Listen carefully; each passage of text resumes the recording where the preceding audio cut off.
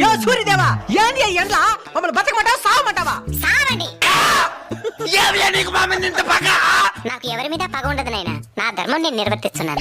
ఏది నీ ధర్మమో? మమ్మల్ని చంపేసేదా? మరి మీరు చెట్లను చంపేసినప్పుడు ఈ ధర్మం ఎక్కడికి పోయింది నాయనా? అట్లా నాకు తెలుసు. ఈ ఎండకి తలకు తోట్లు పడుతున్నాయి. మీరు వాడి ఏసీల వల్ల ఓజన పరికి ఎప్పుడో తూట్లు పడింది నాయనా.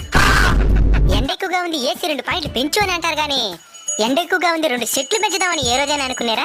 అంటే అది చెరువులు కూడా ఎండిపోతున్నాయి స్వామి. నీళ్ళుండాల్సిన చెరువులో నిలువెత్తి బోడాలుంటే ఎవరేం చేస్తారు నాయనా? అడవులు కూడా ఎండిపోతున్నాయి స్వామి. మరి అక్కడే కదా నాయనా అపార్ట్మెంట్లు కట్టాల్సిందే. స్వామి ఈ ఎండ నుంచి బయటపడేదానికి ఏదైనా మార్గం చెప్పు స్వామి. వృక్షో రక్షిత రక్షిత. చెట్లను మీరు కాపాడితే అవి మిమ్మల్ని కాపాడతాయి. తప్పకుండా నాటి కాపాడుతాం స్వామి. స్వామి ఇంక మిఠాని ఈ ఎండలు తగ్గునా? In front there is crocodile festival. అంటే ముందుంది ముసళ్ళ పండగ అని.